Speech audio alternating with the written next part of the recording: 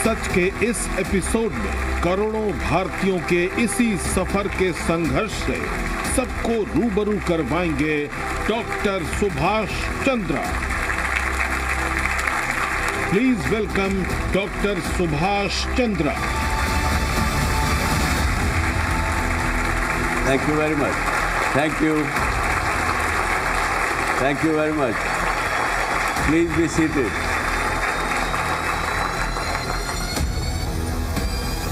नमस्ते। मुंबई में मैं 1983 में 1983 में दिल्ली से आया था और दिल्ली मैं हरियाणा से आया। हिसार जगह एक छोटी हरियाणा में, और हिसार में एक छोटे गांव आदमपुर से पहुंचा। हिसार में भी और दिल्ली में भी अंग्रेज़ी भाषा का चलन बहुत कम था, पढ़ाई भी ज़्यादा नहीं हुई थी। मुंबई नगरी में जब महानगरी में आया तो कठिनाइयों का सामना करना पड़ा।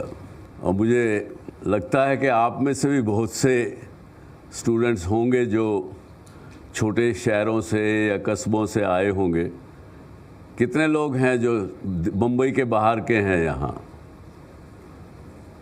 अरे वाह, बहुत ज़्यादा संख्या है। तो आप लोगों को भी बहुत कठिनाई का सामना करना पड़ा होगा मुंबई में, आज भी कर रहे होंगे। इतने कौन से लोग हैं जो एक साल में ही आए हैं, पिछले एक साल में? साइजेबल। आप लोग तो खास करके अभी भी कुछ कठिनाइयाँ फील करते होंगे। तो आज का विषय भी यही है कि माइग्रेशन इनटू मेट्रो सिटी एक ट्रैप है। अपनी जगह एक जगह ट्रैप भी है और दूसरी जगह अपॉर्चुनिटी भी यहाँ मिलती है। अपॉर्चुनिटी भी बहुत हैं। जो छोटे शहर से लोग आके यहाँ रहते हैं वो कहीं ना कहीं किसी न किसी रूप में मानसिक तनाव से गुज़रते हैं, स्ट्रेस से गुज़रते हैं। जो ओरिजिनली यहाँ का स्टूडेंट है, यहाँ का रहने वाला है, उनको शुरू से ही इंटरनेट की जानकारी, डिजिटल की जानकारी, बहुत तरह की चीज़ें होती हैं जो एक छोटे शहर से आए हुए स्टूडेंट को नहीं होती। ये स्टूडेंट का ही विषय नहीं है, ये जो लोग अपना जीवन यापन करने के लिए भी आते हैं यहाँ, उनके लिए भी तकलीफ़ होती है। आप लोग लकी हैं कि आपको ठाकुर ऑर्गेनाइजेशन में आपको पढ़ने का, सीखने का अवसर मिला। एक युवा जिस माहौल में, जिस शिक्षा में पढ़ता है, बड़ा होता है, उसकी फैमिली लाइफ, उसका आगे का जीवन भी वैसा ही बनता है।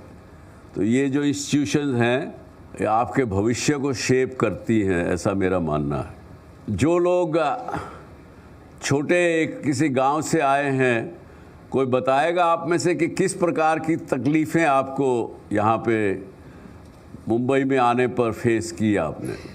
गुड आफ्टरनून सर, मेरा नाम सहयोग जैन है। मैं साइबर सिक्योरिटी डिपार्टमेंट से हूँ। मैं मध्य प्रदेश के एक छोटे से ज़िले से आता हूँ, नरसिंहपुर से।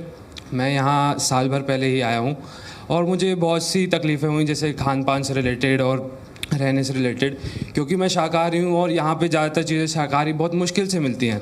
तो मुझे उससे बहुत तकलीफ़ें हुई और एज अ फाइनेंशियल प्रॉब्लम भी बहुत आता है, क्योंकि घर वालों से हर इंटरवल में पैसे के लिए पूछना अच्छा नहीं लगता है एज अ अडल्ट। और कौन बताना चाहेंगे?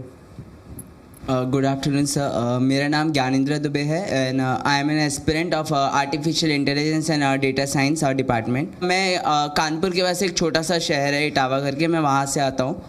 तो मैं जब आया था तो सर बोला गया था कि आप हार्डवर्क कीजिएगा तो आप जब बड़ी शहर में जाओगे आप उनके साथ कॉम्पीट कर सकते हैं। पर सर कुछ कठिनाइयाँ होती हैं, जैसे कि एजुकेशन की क्वालिटी का, प्लस सर कुछ मेंटर्स होते हैं कि हमें जैसे मैं आर्टिफिशियल इंटेलिजेंस के लिए आया हूँ तो मेरे को इसके पहले उसके बैकग्राउंड के बारे में कुछ नहीं पता था। जो टियर 1 के स्टूडेंट्स होते हैं उनके पास एनवायरनमेंट होता है इंग्लिश स्पीकिंग एनवायरनमेंट, तो यहाँ तो उनको कुछ एडवांटेजेस होते हैं जो हमें नहीं होते हैं। तो सर कब आए थे आप मुंबई में? सर अब तो हो गए हैं 4-5 साल से। 4-5 साल जी। अब इस 4-5 सालों में अंग्रेजी वगैरह सीख गए हैं? जी सर, थोड़ी बहुत स्किल्स डेवलप कर ली हैं। डेवलप कर ली जी। Very good, very good. Thank you so much sir. जय हिंद सर, मैं Ashutosh Jha TCET NSS unit से हूँ। सर तो मेरे जो पापा हैं वो बिहार से आए थे, सीतामढ़ी करके है, वहाँ से वो आए थे। तो जब वो यहाँ पे आए तो हमारा कोई पीछे बैकग्राउंड नहीं था कि जो हमें मुंबई में जो हमें जानता रहे। वैसे पहले बार मुंबई आए थे तो उनको कठिनाई ये हुई थी कि उनको जॉब मिलने में बहुत दिक्कत। जैसे हमारे गाँव में था तो हम खेती कर लेते थे, हम कैसे भी अपना गुजारा कर ले रहे थे। उनको भाषा में थोड़ी दिक्कत हुई और फिर जो रहन सहन है, क्योंकि हमारे गाँव का रहन सहन हम जो उगाते थे हम वो खा रहे थे, बट यहाँ पे आके हमें वो खाने के लिए कमाना पड़ रहा था और वो कमाने के लिए हमें जॉब ढूंढना पड़ रहा था, जो जॉब हमें बहुत मुश्किल से मिल रही थी। Very good, yes you can. Hello sir, मेरा नाम श्रुति शुक्ला है। मैं डिपार्टमेंट ऑफ कंप्यूटर एप्लीकेशन से हूँ। वैसे तो प्रॉब्लम बहुत सारी फेस किया है, बट एक बहुत बड़ी प्रॉब्लम मैंने फेस की थी जब मैंने डिप्लोमा में एडमिशन लिया था भारतीय विद्यापीठ खारघर में। तो वहाँ पे पॉपुलेशन मोस्टली जो स्टूडेंट्स थे वो मराठी थे, तो मुझे लैंग्वेज का बहुत प्रॉब्लम हुआ। हालांकि अब तो मैंने सीख लिया है, पर अभी मराठी बोलती हो कि नहीं? अभी हाँ, टूटी फूटी बोल लेती हूँ। अच्छा। पर स्टार्टिंग में मुझे लैंग्वेज का बहुत प्रॉब्लम हुआ था और एजुकेशन भी मेरा हिंदी मीडियम से था, तो इंग्लिश भी इतनी बहुत ज़्यादा अच्छी नहीं थी। yes, नमस्ते सर, मेरा नाम हितेश हड़कर है। मैं मैकेनिकल ब्रांच से हूँ।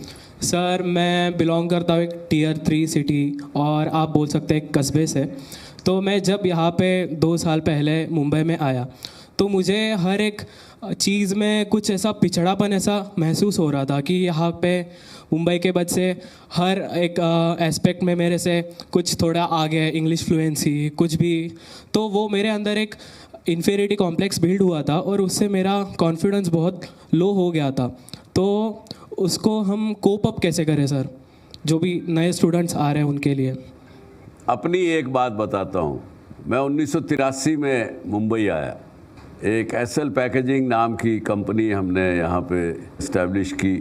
उसके लिए लोन भी चाहिए था, कोई मित्र बन गए यहाँ।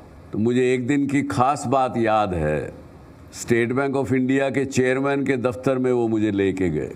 जो ब्रांच में मैनेजर वगैरह थे उन्होंने लोन की एप्लीकेशन प्रोसेस करने से भी मना कर दिया। उन्होंने क्या कहा कि सुभाष जी आपका तो एक्सपीरियंस नहीं है इंडस्ट्री का, आप तो ट्रेडिंग का काम करते हुए आए हैं, चावल बेचते हुए आए हैं, क्योंकि हमारा पुश्तैनी काम था फूड ग्रेन का। तो किसी से सिफारिश करके दोस्त के साथ चेयरमैन के दफ्तर पहुंच गया मैं। तो अंग्रेज़ी पूरी आती नहीं थी बोलना, तो जो कुछ भी जैसा भी बोला गया बोला मैं। और थोड़ी देर बाद बाहर निकले, उन्होंने कहा नहीं मैं कहूँगा, आपका भी एप्लीकेशन प्रोसेस करेंगे, आश्वासन दिया उन्होंने। तो जब मैं बाहर आया तो मेरे मित्र ने मुझे कहा अब मैं तेरे साथ आगे कभी भी किसी मीटिंग के लिए नहीं आऊँगा। तुम तो बहुत गलत अंग्रेज़ी बोल रहे थे। हाँ, मैंने कहा भाई देखो, अंग्रेज़ी मेरी मातृभाषा नहीं है। अगर हिंदी गलत बोलूं तो आप मुझे दोषी ठहरा सकते हो। आपने पूछा कि क्या भाषा की वजह से जो पिछड़ापन हो जाता है उससे कैसे हम कोप अप करें। तो मानिए ये बात कि अंग्रेज़ी हमारी मातृभाषा नहीं है। जो चीज़ मुझे बचपन से मेरे माँ बाप ने सिखाई, मेरे दोस्तों ने सिखाई, मेरी धरती की जो सुगंध है जो मुझे समझ में आई, मराठी भाषा सिखाई, उसमें यदि गलती करो तो शर्म आपको आनी चाहिए। मैं फिर बोलता ही रहा, कभी मैंने मेरे मन में कभी भी हीन भावना, मैंने इंफीरियरिटी कॉम्प्लेक्स नहीं आने दिया। और उसका रिज़ल्ट है कि मैं समझता हूँ मैं अभी ठीक ठाक अंग्रेज़ी बोल भी लेता हूँ, सबसे बात कर लेता हूँ अंग्रेज़ी में।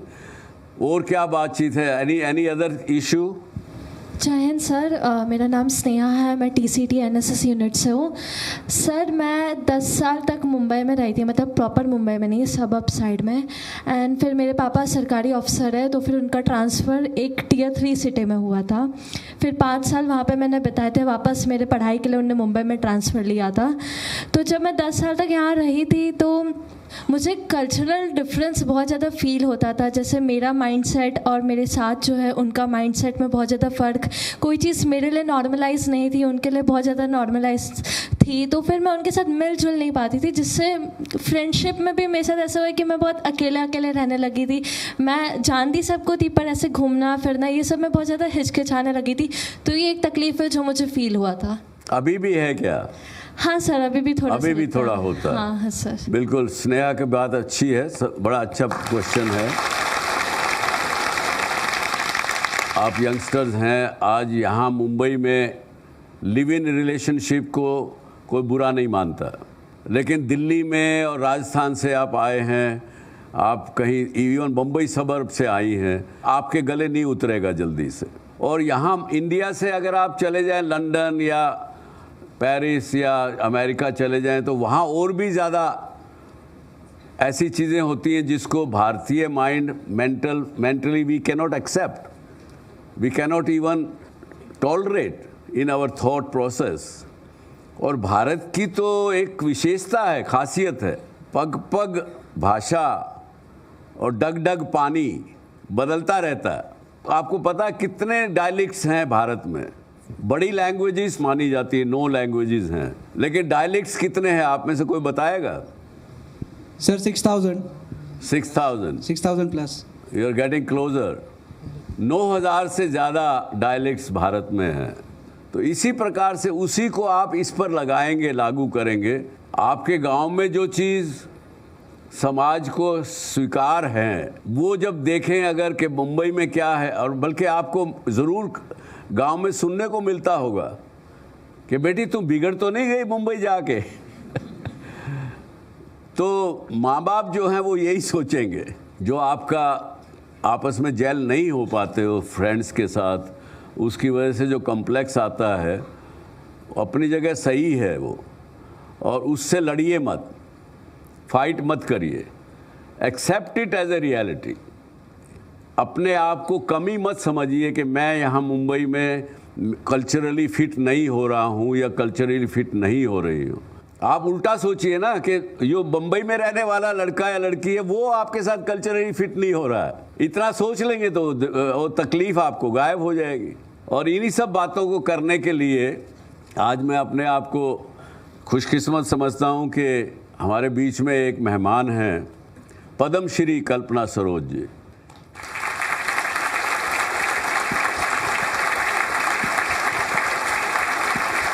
कल्पना जी अपने नाम के अनुरूप ही उनका जीवन गुजरा है। 12 साल की थी, कल्पना भी नहीं की थी इस बच्ची ने, उनकी शादी कर दी गई। उस ससुराल में आके उनको जो मानसिक और शारीरिक प्रताड़ना मिली, उसने उन्हें एक गलत काम करने की भी कल्पना दे दी। आत्महत्या करने तक का मन में उनके आ गया, लेकिन हिम्मत आई, अपने माता पिता के पास गांव छोटे में चली गई वापस, और फिर अपनी कल्पना की उड़ान भरी और इस महानगरी में मुंबई में आ गई। आके बड़े छोटे मोटे काम धंधे शुरू किए। उन कामों को करते करते बिल्डर बन गई। सन 2000 में करीब 2-2.5 हज़ार वर्कर कामिनी ट्यूब्स, कामिनी इंजीनियरिंग और ऐसी जो संस्थाएं थी उसमें काम करने वाले लोग इनको मिले, इनसे प्रार्थना की कि भाई आप बिल्डर सक्सेसफुल बन गई हैं, लेकिन ये फैक्ट्री अगर, कंपनी अगर बंद हो जाएगी तो हम सब लोग बेरोज़गार हो जाएंगे, हमारे बच्चे भूखे मरेंगे, इत्यादि इत्यादि। इन्होंने उस कंपनी की बागडोर संभाल ली और उन लोगों की नौकरियां बचाई, और वो कंपनी आज दिन दूनी रात चौगनी तरक्की कर रही है। उसी को देखते हुए भारत सरकार ने उन्हें 2013 में पद्म श्री से नवाजा।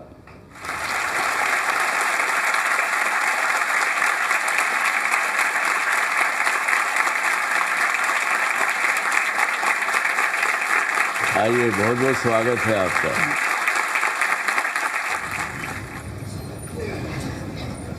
कल्पना जी, आप बताइए, एक छोटी जगह से मुंबई आने में क्या क्या तकलीफ़ें हुई? बहुत सारी तकलीफ़ें हुई। अभी मैंने बच्चों का सुना है तो मैं जिस गांव से आई हूँ उस गांव में आज भी 100 घर है सिर्फ। तो उस वक्त जिस वक्त मेरा जन्म हुआ होगा वहाँ कितने घर रहे होंगे। एक्चुअली मेरे बाबा पुलिस में थे और मैं पुलिस हवलदार की बेटी थी।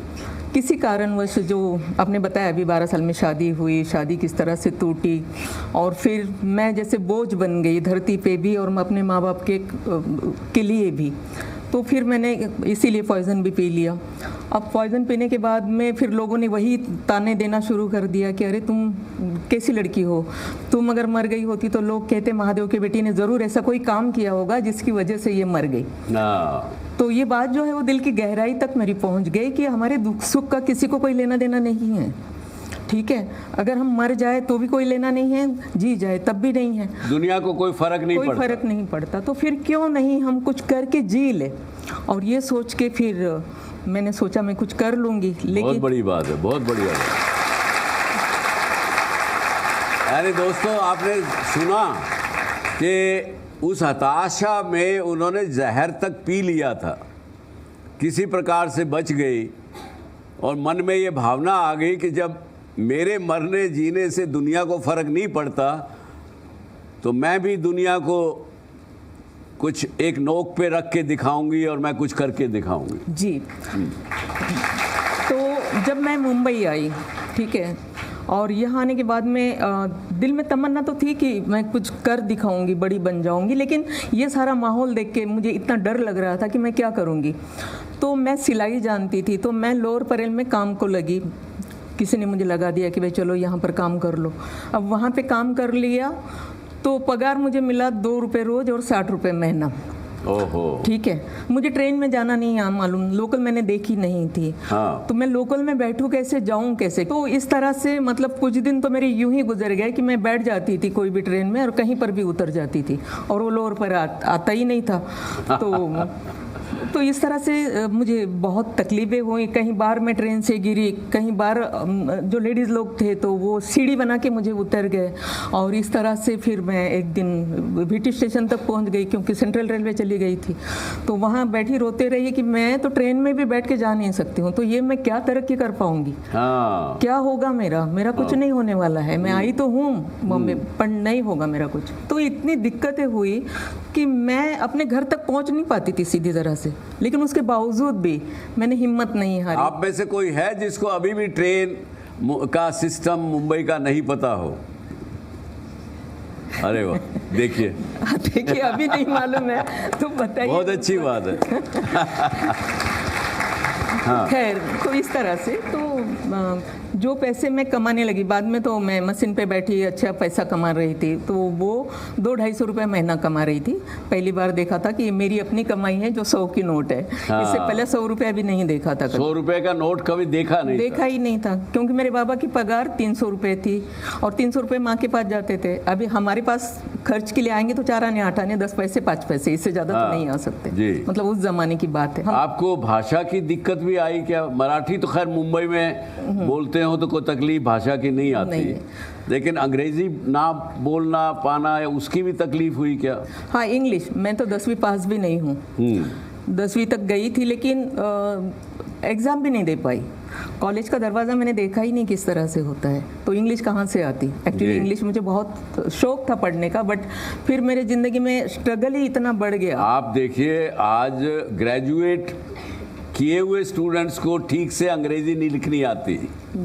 आज भी मैंने देखा है बहुत से स्टूडेंट्स को। अच्छा। बहुत से, जब मैं अपने बिजनेस के लिए इंटरव्यू करता हूँ और मैं कहता हूँ अच्छा एक लेटर ड्राफ्ट करो किसी काम के लिए, तो ठीक से लेटर ड्राफ्ट नहीं कर सकते।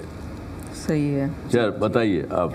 हाँ, तो इसी तरह से फिर मैंने अपनी फैमिली को यहाँ बुलाया क्योंकि मैं घर से बड़ी बेटी मैं ही थी, तो कभी खाना मिलता कभी नहीं भी मिलता, क्योंकि इतने बड़े परिवार को संभालना है, इतने कम पैसों में संभालना है, ट्रेन का पास है और बहुत सारी चीज़ें हैं। तो कई बार ऐसे होता था कि मेरे पास में 60 पैसे नहीं हुआ करते थे उस बस के लिए, तो मुझे कुर्ला से चेंबूर तक चल के जाना होता था। ओहो, कई बार, क्योंकि कुर्ला से चैम्बूर तक पैदल चली जाती थी। कई बार पास ख़त्म हो जाता था, लास्ट के 2-4 दिन रहते थे, पास ख़त्म हो गया, तो कई बार ऐसे होता था कि चलो ट्रेन में, और दिल में एक ये भी था कि मैं तो गुनाह कर रही हूँ ना, मैं ट्रेन में विदाउट टिकट बैठ रही हूँ, तो ये तो बहुत बुरी बात है, बट करूँ क्या, चारा नहीं है, यहाँ बस नहीं है तो मैं पैदल जा सकती हूँ, लेकिन कल्याण से मैं कुर्ला तक कैसे चल के आ सकती हूँ, तो मुझे ट्रेन में ही बैठना पड़ेगा। तो मैं यूं ही माफ़ी मांग लेती थी कि ओके ठीक है, मैं दरवाजे में खड़ी रह जाती हूँ, सीट पे नहीं बैठूंगी, क्योंकि टिकट नहीं। देखिए क्या सोच है। मैं मुंबई कर ही हूँ, क्योंकि आज मुझे यहाँ रहते हुए 40 साल के से ऊपर हो चुके हैं, बिना टिकट बैठने में हिचक नहीं करेगा, लेकिन ये क्योंकि छोटे गांव से आई थी तो पैसा नहीं था जेब में, तो मैं सीट पर नहीं बैठूंगी, दरवाजे पे खड़ी रहूंगी। ये सोच भी जो है एक भारत की जो सच्चाई है वो दर्शाती है। जी, तो इस तरह से मीन्स कुछ दिन गुजर गए, और मेरी छोटी बहन जो मुझसे छोटी थी वो अचानक बीमार हो गई, और बहुत बीमार हो गई, और जब डॉक्टर के पास लेकर गए तो उन्होंने कहा कि 2,000 रुपये अगर है तुम्हारे पास तो इसका इलाज हो सकता है। उसके पेट में पानी वानी भर गया था वो कुछ निकालने के लिए। अब यहाँ 200 रुपये नहीं है हमारे पास, 2,000 कहाँ से आएंगे। और देखते देखते मेरी बहन जो है वो तड़प के मर गई, और जब मर रही थी तब वो कह रही थी कि दीदी मुझे बचा ले, मैं मरना नहीं चाहती। और कितनी मजबूर और लाचार थी मैं कि मेरे पास पैसे नहीं हैं, और इसलिए मेरी बहन तड़प के मेरे सामने मर रही है और मैं कुछ कर नहीं पा रही हूँ। लेकिन ये बात जो है ना वो दिल की गहराई तक हो गई कि अगर पैसा इंसान के पास नहीं होगा तो उसके अपने इस तरह से छोड़ के चले जा सकते हैं। तो पैसा इंसान की ज़िंदगी में कितना ज़रूरी है उसको कमाना, वरना तब मुझे पैसे का कुछ ऐसा ये नहीं था। उसका पैसे का कोई आपको लालच नहीं था, लेकिन बहन मरी, हाँ, उस समय आपको पैसे की महत्व मिली। जी जी। और उसके बाद आपका एक जीवन का अलग अध्याय शुरू हुआ। जी। तो संघर्ष मनुष्य को मजबूत बनाता है जी। ये तो सुना था हमने सबने, लेकिन उसका असल रूप देखने को आज कल्पना जी के रूप में हमें देखने को मिल रहा है। तो आप बताइए कि आप बिल्डर जब बनी तब तक तो स्वाभाविक है कुछ पैसा आपने कमा लिया था जी। उसके बाद की आपकी जर्नी की 1-2 कुछ घटनाएं बताइए जो आज भी आपको याद होंगी। जी सर, मैं बिल्डर जो बनी तो उसका मैं थोड़ा सा बताऊंगी, क्योंकि वो भी उतना ही ज़रूरी है। लिटिगेशन वाला एक प्लॉट था जो मेरे पास आ गया था, क्योंकि मैं सोशल में काम करने लगी थी तो लोगों को बड़ा विश्वास हो गया था कि ये लेडी जो है अच्छा काम करती है। तो वो डिप्टी कलेक्टर को मैंने पेपर दिखाए कि देखिए साहब ये पेपर मेरे पास आए हैं और ये ज़मीन मैं लेना चाहती हूँ। उन्होंने कहा अरे ये क्या कर रहे हो, इसमें कुछ नहीं होने वाला है। और मैंने कहा साहब ऐसा मत कीजिए प्लीज़, मैंने बड़े मेहनत के पैसे हैं मेरे जो मैंने उसको दिए हैं और आगे मुझे देने भी है, तो रास्ता बताइए कि क्या करना होगा। तो उन्होंने कहा कि सबसे पहला एक पुल निकालना होगा, पुल निकालने के लिए आपको कलेक्टर की परमिशन लेनी होगी, तभी जाके पुल निकलेगा, तब जाके तुम कुछ कर सकोगी। बाद में सीलिंग निकालना होगा। तो रास्ता उन्होंने बता दिया, उस रास्ते पे चलते हुए 2-2.5 साल मेरे गुजर गए, लेकिन मैंने उसको क्लियर किया। और जिस वक्त वो क्लियर हुआ वही 2.5 लाख का प्लॉट मेरा 50 लाख का हो गया। 50 लाख का हो गया। तो तब से आपकी ये नया एक अवतार आपका शुरू हुआ। इससे पहले कि हम आपसे आगे चल के आगे की यात्रा का आपका विवरण सुने, स्टूडेंट्स आपके कोई क्या-क्या सवाल हैं कल्पना जी से? मैम, आपने कहा कि आप 15 या 16 साल की उम्र में मुंबई आ गई थी, तो मैं आपसे ये एक थोड़ा सा हाइपोथेटिकल क्वेश्चन पूछूंगी आज कि आज अगर आपको 5 मिनट दिए जाए उस 15 साल की कल्पना के साथ, तो आप क्या सलाह है जो उसे देंगी जिससे उसका आगे का सफ़र थोड़ा सा आसान हो जाए और आज हमारे सारे बच्चे भी उस सलाह से क्या सीख पाएँ? मैं तो यही कहूँगी कि देखिए इंसान है, उसके ज़िंदगी में तकलीफ़ें आती है ना, तो जब तकलीफ़ें आएंगी तो उसका सामना करने की ताकत हमें होनी चाहिए, वो विश्वास हमारा अपने ऊपर होना चाहिए कि ये काम मैं कर सकती हूँ। मेरा नाम डॉक्टर करुणा निकुम है, मैं first year engineering sciences and humanities से हूँ और मैं आपसे एक सवाल करना चाहती हूँ। जैसे एक एक स्त्री के तौर पे प्रश्न करना चाहती हूँ कि गांव में या फिर छोटे शहरों में एक स्त्री को बहुत अलग वे में जांचा जाता है। अगर वो शादीशुदा है तो उसको कब बच्चे पैदा करने चाहिए, उसको किस तरह का पहनावा पहनना चाहिए, उसे किस तरह से रहना चाहिए, हर व्यवहारिक रूप से, सामाजिक रूप से उसको जज किया जाता है। तो मेरा प्रश्न ये है कि यदि आप अकोला में होती और मुंबई नहीं आई होती, क्या आप इस प्रगति के सफ़र में इस ऊंचाइयों पर पहुंच पाती अकोला में रहते हुए, या आपका मुंबई आना ज़रूरी था? ज़रूरी नहीं कि हर कोई मुंबई या बड़े शहर में ही जाए तभी उनका जीवन बन सकता है। वो जिस शहर में, जिस गांव में, जहाँ पर भी रहती है, वो अपने तौर तरीके से या अपने संस्कार से उस तरह का जीवन जी सकती है जिस तरह का उसको चाहिए। ये मेरे साथ में भी हुआ जब मैं काम करती थी। उस ज़माना तो वो बहुत अलग था ना, 70-75 का ज़माना कैसे था। जब हम काम कर रहे थे तो लोग यूँ ही, अरे कहाँ जा रही है, क्या कर रही है, किसको मिल रही है, किसको नहीं, तो ये सारी चीज़ें सब होती है।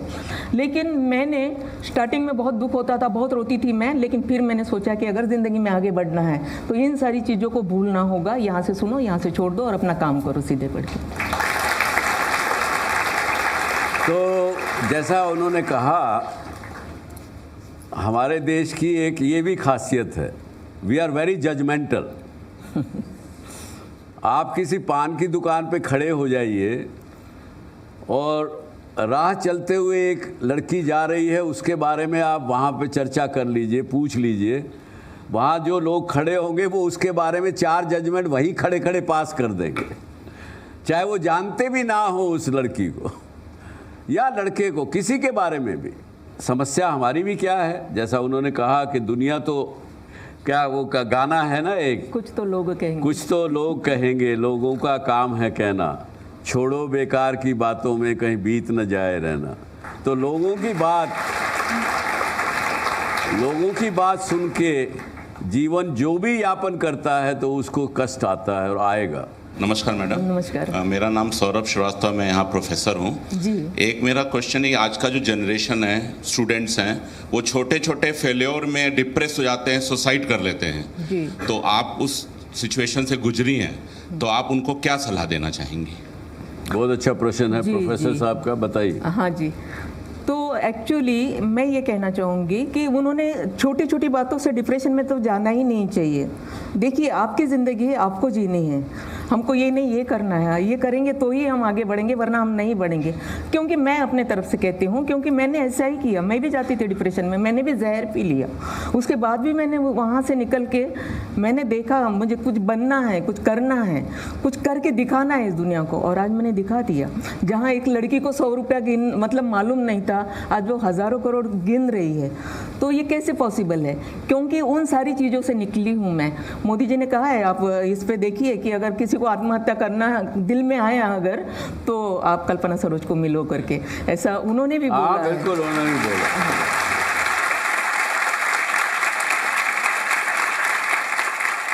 I am Krishna Dharmadhikari from BCA department. जैसे आपका जो लाइफ था वो बहुत डिफ़िकल्ट था, तो ऐसे बहुत से लोग आते हैं शहर में गांव से, तो उनका लाइफ भी बहुत डिफ़िकल्ट रहता है। ऐसे स्टोरीज़ गांव में लोग सुनते हैं, तो उसकी वजह से लोगों को डर लगता है शहर में आने के लिए। तो इसीलिए वो उस डर से वो कैसे लड़ सकते हैं? उस डर से कैसे लड़ें? तो उसके लिए एक किस्सा, वेरी गुड क्वेश्चन। हाँ, उसके लिए मैं किस्सा बताना चाहूँगी आपको। मैं बिल्डर कैसे बनी थी, मैं बिल्डर बनी थी ना, वो सारा मैंने प्लॉट क्लियर किया, सब कुछ किया। अब मेरे पास इतने पैसे तो नहीं है ना कि मैं बिल्डिंग बनाऊँ। मैं तो धीरे धीरे एक प्लॉट की वैल्यू तो 50 लाख हो गई, लेकिन बनाने के लिए भी तो 20 लाख और चाहिए। हाँ, तो फिर मैंने ये किया कि एक सिंधी पार्टनर ले लिया, 65% उसका, 35% मेरा, क्योंकि ज़मीन मेरी है, बनाएगा वो और बस हम ले लेंगे इस तरह से। लेकिन उस वक्त उस एरिया के जो लोग हैं उन्हें बर्दाश्त नहीं हुआ ना कि एक लेडी, मैं बुद्धिस्ट हूँ, एक बुद्धिस्ट है, ऊपर से एक औरत है, और वो भी बिल्डर वाला काम करेगी, जबकि वो जेंट्स का है।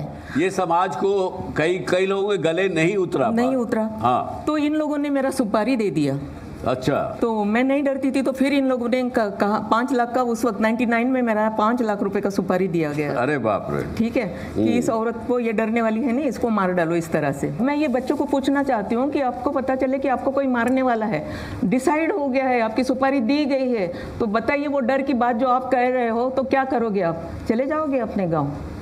क्या होगा अपने सपनों का? क्या करोगे फिर जब मैं ज़िंदगी में आगे बढ़ना है? तो मैंने क्या किया कि उस वक्त मैं कल्याण में रहती थी, तो थाना में भुजंगराव मोहिते कमिश्नर थे, मैं उनके पास सीधा चली गई कि साहब मुझे ना कोई मारने वाला है। तो उनको भी हंसी आ गई, तुम्हें मारने वाला है और तुमको पता भी चल गया। मैंने बोला हाँ साहब मुझे पता तो चला है, मैं उसका नाम नहीं बता सकती, लेकिन हाँ मुझे मारने वाला है कोई। आप पुलिस है ना, आप इंक्वायरी कर लीजिए। आप इंक्वायरी करिए, आपका काम है। हाँ, तो उन्होंने एरिया के कल्याण के डीसीपी को फोन किया, डीसीपी ने एसीपी को किया, एसीपी ने कोर्सेवाड़ी पुलिस स्टेशन को किया। तो उन लोगों ने तलाशा, तो उनको पता चला कि ये ऐसी गैंग है, ये ऐसे छोटे मोटे काम ये करते रहते हैं।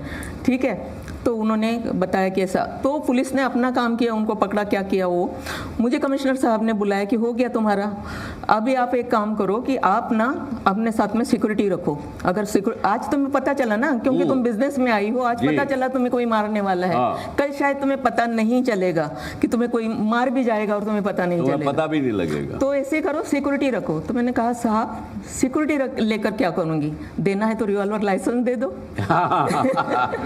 अच्छा, वेरी गुड। देखिए अब आप देखिए उनकी हिम्मत थी अपने अंदर। हाँ, तो कहने लगे क्या तुम मारोगे? मैं बोला नहीं साहब, मैं बुद्ध की पाई हूँ, मैं तो चींटी भी ना मारूं, लेकिन अगर कोई मुझे मारने आया तो कम से कम उसके टांग पे मारूंगी, हाथ पे मारूंगी, कहीं तो गोली मारूंगी, अपने आप का बचाव कर अपने आप को बचाऊंगी। तो आप यकीन नहीं मानोगे, मैं सबको कहना चाहती हूँ कि शायद मैं भारत की पहली ऐसी औरत होंगी जिसको दूसरे दिन 11 बजे बुलाया और शाम को 6 बजे मुझे रिवॉल्वर लाइसेंस दिया। Very good. एक दिन में साहब मुझे 99 की बात। तो ये एक बात आपको बताना चाहूँगा, जो दर्शक इस कार्यक्रम को घर में बैठे देख रहे हैं, अगर आपकी नीयत ठीक हो, आपकी अप्रोच सही हो, तो ये सिस्टम भी काम करता है, सिस्टम भी आपको सपोर्ट करता है। कृष्णा धर्माधिकारी, आपने प्रश्न पूछा, तो डर जो है ना इंसान का, किसी भी चीज़ का डर हो, हम इमेजिनेशन करने लग जाते हैं कि अगर मैं ये पढ़ाई कर रही हूँ, आज आप पढ़ रहे हैं, आपका एग्ज़ाम आने वाला है, आपने मन में सोचा कि मैं फ़ेल हो गई तो क्या करूँगी, मैं फ़ेल हो गया तो क्या करूँगा इस एग्ज़ाम में। वो आपने आगे की बात सोची, वो सोचते सोचते आपका डर इतना बढ़ा कि आपको वो वाकई लगने लगा कि मैं फ़ेल हो गया या फ़ेल हो गई। फ़ेल अभी हुए ही नहीं हो, एग्ज़ाम हुआ ही नहीं है। तो डर बहुत जल्दी से मल्टीप्लाई करता है, और इसका एक ही सॉल्यूशन है, जैसा कि इन्होंने किया, अपने आप को प्रेजेंट में रखते हुए अब मुझे क्या करना है इस समय, तो कोई डर भी नहीं सताएगा, किसी की हिम्मत भी नहीं होगी आपको परेशान करे। तो कल्पना जी अब आगे चलते हैं जी। कमानी ट्यूब्स को आपने कंट्रोल लिया, BIFR से, बैंकों से, सबसे बातचीत करके आपने उनका कर्जा भी चुकाया। मैं अपने आप को अच्छा बिजनेसमैन, एंटरप्रेन्योर मानता हूँ जी, या लोग कहते हैं मेरे बारे में। लेकिन मैंने 1984 में कल्याण में एक कंपनी खरीदी थी, सॉलिड कंटेनर के नाम की जी। वो नुकसान में चलती थी, पर मैं उसको कामयाब नहीं कर पाया। 5-6 साल ही कोशिश की, लेकिन नहीं कामयाब कर पाया, बेचना पड़ा जी। तो आपने कैसे किया उसको? जी, तो पहले थोड़ा सा कंपनी का बैकग्राउंड थोड़ा बताती हूँ मैं कि ये कंपनी जो है, ये गांधी जी के शिष्य रामजी भाई कमानी, स्वतंत्र सेनानी, उन्होंने बनवाई थी कुर्ला में। जी जी। तो कुर्ला में कमानी मेटल्स, कमानी इंजीनियरिंग और कमानी ट्यूब्स, इस तरह की 3 बड़ी कंपनियां थी। तो कुछ वर्कर जो कल्याण डुम्बेली उस साइड में रहते हैं, तो इन लोगों को पता था कि मैं कुछ समाज के लिए काम करती हूँ, तो इस को पकड़ के वो लोग मेरे घर पर आए और हमें कहने लगे कि हमारी कंपनी का लिक्विडेशन का नोटिस निकल चुका, मैडम आप अगर इसको टेक ओवर करें तो बहुत अच्छा होगा। तो मैंने उनसे कहा कि मैं नहीं करूंगी। तो उन्होंने कहा कि हमारी कंपनी बहुत अच्छी थी, बहुत अच्छी चल रही थी और 100% बोनस हमको मिल रहा था, लेकिन सवाल ये है कि आज हमारे 93 वर्कर्स भूख और प्यास से मर गए हैं। ठीक है, मर गए हैं क्योंकि 25 साल बंद पड़ी हुई कंपनी थी जिसको मैंने टेक ओवर किया। ओहो, चालू कंपनी को नहीं किया। 25 साल बंद पड़ी हुई। हाँ, वो बंद पड़ी थी, सिका में थी, मतलब सिका एक्ट लग चुका था, बीएफआर में गई हुई थी। ठीक है, अब वो बीएफआर में कंपनी जाने की वजह से 2 कंपनी चली गई और एक कंपनी जाना नहीं चाहिए, इसलिए वर्कर मेरे पास आए थे। अब मेरे पास आए और जब मैं कमानी में, हमारा यहाँ बलाड पियर में ऑफिस है कमानी चैम्बर, तो वहाँ बोर्ड की मीटिंग चल रही थी। अब बोर्ड की मीटिंग में करीबन 4-5 बैंकों की लायबिलिटी थी, तो वो सारे डायरेक्टर वहाँ बैठे हुए थे। उन्होंने बहुत सारे क्वेश्चन मुझसे किए, उनके सवालों के जवाब शायद मैंने सही दिए, इसलिए उन्होंने कहा कि एक काम करो, आज से अभी से हम आपको एज ए प्रेसिडेंट नियुक्त करते हैं, लेकिन जो भी पैसा अभी खर्च होगा आपका डे टू डे का, तो वो आप करोगी, मैं करूंगी, और कंपनी आपको मिलेगी जरूरी नहीं है, या मिलेगी या नहीं, ये कोई जरूरी नहीं है। हाँ। हो सकता है कि अनसिक्योर क्रेडिटर के लाइन में आप खड़े हो, आपके पैसे जाओगे, आपका पैसा डूब जाएगा। हाँ, या डूब जाएगा। आपको मंजूर है? मैंने कहा हाँ मंजूर है, क्योंकि पहले ही दिमाग बना लिया था कि मंजूर है। मैंने कहा मंजूर है, तो बोले ठीक है, अब डे टू डे के काम आपको देखना है। अब उससे हुआ ये कि सारा डीपली जाके सारा नॉलेज लेना था कि क्या हुआ, कैसे हुआ, 116 करोड़ का कर्जा कैसे हुआ, 140 लिटिगेशन के केसेस से 116 करोड़ का कर्जा, और 2 बड़ी यूनियन भी लाल बाउटा जैसी बड़ी यूनियन, छोटी मोटी नहीं, और एक अंदर के वो जमाना भी था जबकि ट्रेड यूनियन बहुत स्ट्रांग होती थी जी। और मैंने कोशिश करना शुरू कर दी। जब वो 116 करोड़ का कर्जा था ना, तो वो कम कैसे होगा, तो किसी ने कहा बैंक के चेयरमैन को मिलेंगे, ये वो, तो मैंने कहा नहीं, हम फाइनेंस मिनिस्टर को जाके मिलेंगे ना, उनसे बात करेंगे। तो उस वक्त के फाइनेंस मिनिस्टर जिनके पास में बैंकिंग होता है, उनके पास हम गए, उनको वो सारा बताया, क्योंकि पेनल्टी और इंटरेस्ट इसकी वजह से 116 हो गया, वरना प्रिंसिपल तो कम था। तो आप अगर प्रिंसिपल करे तो मैं ये काम कर सकती हूँ, वरना कोई भी नहीं करेगा, क्योंकि कौन देगा इतना 116 करोड़ का कर्जा, कौन देगा, और जहाँ पे प्रॉपर्टी के नाम पर कुछ है ही नहीं वहाँ पर। जी। ठीक है, तो क्यों करेगा कोई, क्यों देगा कोई? और इंटरेस्ट माफ करे, प्रिंसिपल मैं दे दूंगी, ऐसे आपने बताया जी। तो मिनिस्टर ने बैंक के चेयरमैनों को फोन कर दिया, IDBI को फोन कर दिया, हमारे साथ में बैठो, OTS करो। उन्होंने ये कहा कि हम OTS करेंगे तुम्हारे साथ, लेकिन तुमको जो हमारे पैसे देने हैं वो 1 ही साल में देने हैं। 1 साल में अगर तुम मुझे पैसे दोगी तो हम लोग OTS करेंगे। हम OTS कर सकते। तो जो मेरे मतलब बोर्ड पे थे, जो हम लोग मीटिंग में गए थे, वो सारे के सारे हाथ ऊपर करने लगे, 1 साल में इतने पैसे कहाँ से आएंगे, तो हम तो नहीं दे सकेंगे। लेकिन मैंने कहा हाँ हम दे देंगे। तो मेरे सारे बोर्ड मेंबर बोलते पागल हो गई, कहाँ से इतना पैसा आएगा और कहाँ से दोगे? अरे मैं बोले भाई समझते क्यों नहीं, 1 साल मिल रहा है, 1 साल में हम कुछ भी कर लेंगे। 1 साल मिल रहा है, कुछ भी कर लेंगे। भरोसा था, विश्वास था, बिल्कुल। और अगर नहीं बोलते हैं तो आज ही सारा कुछ खत्म हो जाता है। तब ये लोगों ने मेरे हाँ में हाँ मिलाया, और ऐसा कुछ हुआ कि वाकई में मैंने 1 साल में इनको पैसा दिया। बहुत बढ़िया। और सिर्फ 1 साल में पैसा नहीं मतलब दिया ना, तो उन्होंने जो प्रिंसिपल था उसमें भी 25% मुझे माफ कर दिया। वाह वाह, वेरी गुड। तो ये सच्चाई ये है सब कहानी कल्पना जी की, और बहुत ही प्रेरणादायक कहानी आज हमने उनसे सुनी। हाँ जी। मुझे आशा है कि आपने इनकी बातों से प्रेरणा ली होगी। मैं आपका बहुत बहुत आभारी हूँ। फिर भी मिलेंगे आपसे, कहीं ना कहीं प्रेरणा और लेंगे।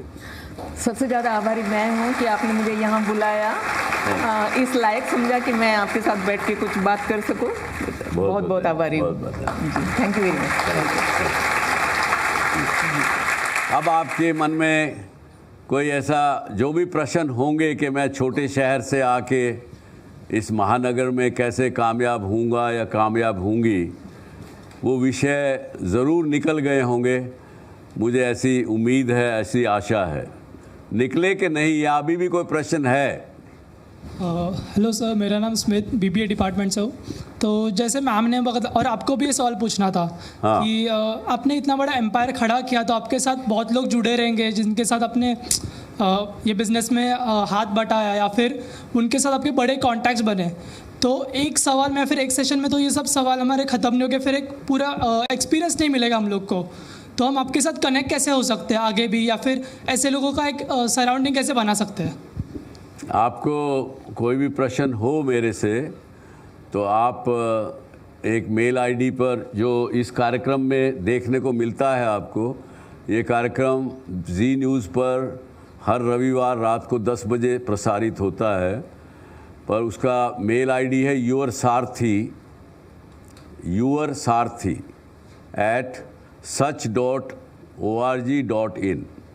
उस पर आप मुझे प्रश्न कोई भी लिख के भेज सकते हैं।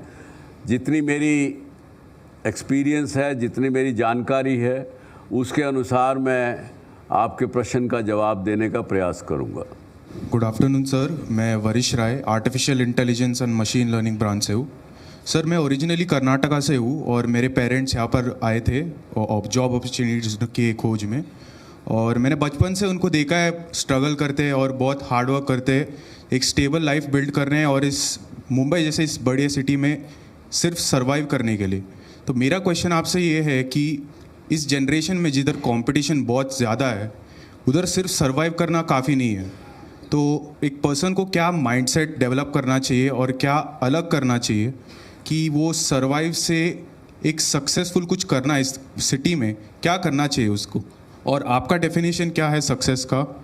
एक पीस ऑफ एडवाइस आप देंगे हमारी जनरेशन को।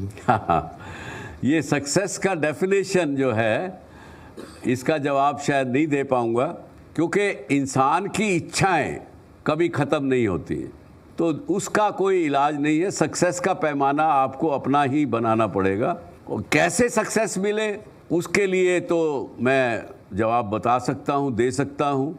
उसका इलाज यही है कि जिस काम को भी करें, आज के प्रेजेंट में इस मूवमेंट में रह के करें। अगर इस मूवमेंट में उस काम को करेंगे तो वो काम डायनेमिक होगा, सटीक होगा और आप कामयाब होंगे। दूसरी बात, अपने आप पर विश्वास होना बहुत बड़ी एक आवश्यकता है सक्सेसफुल होने के लिए। और तीसरी बात, आप भले ही छोटे गांव से आए हैं, लेकिन सपना छोटा मत देखिए और उस पर विश्वास करिए कि मुझे मिलेगा। उसके लिए काम करिए, आप कामयाब होंगे। आज भी 50% स्टार्टअप इंडिया में टियर 2 और टियर 3 सिटीज़ से आ रहे हैं, डेवलप हो रहे हैं। आज जो व्यक्ति, जो यंग लड़का, आप जैसे लोग, यूथ, अगर आप छोटे गांव से आ रहे हैं तो आपको एडवांटेज है, ना कि डिसएडवांटेज है, क्योंकि आपको पता है कि गांव में कैसे खेती से लेकर के और वहाँ जो छोटा मोटा धंधा करने वाला व्यक्ति है वो कैसे चलाता है अपने बिजनेस को, वहाँ की क्या ज़रूरतें हैं। जो चीज़ बहुत सी बार यहाँ की बड़ी बड़ी कंसल्टिंग कंपनियों को भी पता नहीं लगता है कि पूरे देश जो है आज भी 75% भारत है, इंडिया केवल 25% है। इंडिया और भारत में ये फ़र्क है। जो छोटी जगह रहने वाले लोग हैं वो, मैं कहता हूँ, भारत में रहते हैं। जो मुंबई जैसे बड़े शहर में रहते हैं वो इंडिया में रहते हैं। बहुत बार इंडिया में रहने वालों को पता नहीं है कि रियल भारत है क्या। तो वो आपके पास एडवांटेज है। और बड़े शहर को डेस्टिनेशन मत मानिए, उसको केवल एक प्लेटफॉर्म के रूप में देखिए। ये प्लेटफॉर्म आपको मिला है, उसका इस्तेमाल करो, लेकिन डेस्टिनेशन मत बनाओ। मैं आज भी, आप मानेंगे नहीं, हर महीने एक बार अपने गांव जाता हूं आज भी, क्योंकि वहां जा कर के जो मुझे तू तड़ाक करके बात करने वाला व्यक्ति, मुझे दूसरे रूप से समझने वाला व्यक्ति, वो वहाँ मिलेगा, यहाँ नहीं मिलेगा। यहाँ तो मिस्टर चंद्रा कहने वाले लोग मिलेंगे, नमस्ते करने वाले लोग मिलेंगे, जिनको कुछ चाहिए वो लोग मिलेंगे, देने वाले लोग नहीं मिलेंगे। एक्चुअली तो मैं कहूँगा कि जो छोटे शहर के लोग हैं वही लोग इस भारत की ग्रोथ स्टोरी को लिखेंगे। We have a tablet to be given to the best question, so I will invite Dharmadhikari for asking a good question. और इन्होंने पूछा था कि डर के ऊपर काबू कैसे पाया जाए।